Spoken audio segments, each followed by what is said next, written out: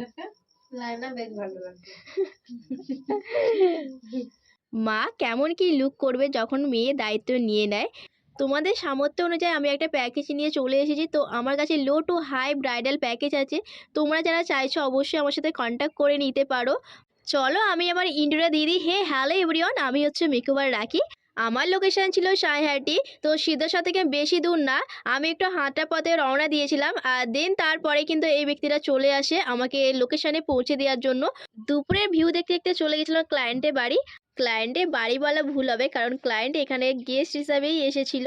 তো আমি দিভাইটাকে জিজ্ঞাসা করে নিয়েছিলাম দিভাইটা কেমন কি লুক চাইছে। তো দিভাইটার কথা মতন অনুযায়ী আমি কাজ করার চেষ্টা করেছি। আর আমাকে অনেকেই পার্সোনালভাবে ফোন করো বা এসএমএস করে বলো যে রাখিদি জানো এই লুকটার সাথে এই শাড়িটা মানাচ্ছে না, ব্লাউজটা একটু চেঞ্জ হলে ভালো হতো, হারটা ঠিক যাচ্ছে না, হেয়ার স্টাইলটা একটু অন্য করলে ভালো হতো। দেখো এইগুলো আমার হাতে একদমই থাকে না, এটা পুরোপুরি ক্লায়েন্টের হাতে থাকে। আর কেউ যখন 5 সেকেন্ড কমপ্লিমেন্ট করে যে ভীষণ ভালো হয়েছে, সাজানোটা ভীষণ ভালো লাগছে, তো এই ঠিক আজকের ক্লায়েন্টের মেয়ে এই কথাটাই বলছিল ওনার মাকে যে মা তোমাকে খুব ভালো লাগছে। তো আমি এখানে বেসটা কমপ্লিট করার পরে কিন্তু লিপস্টিকটা অ্যাপ্লাই করে নিয়েছি।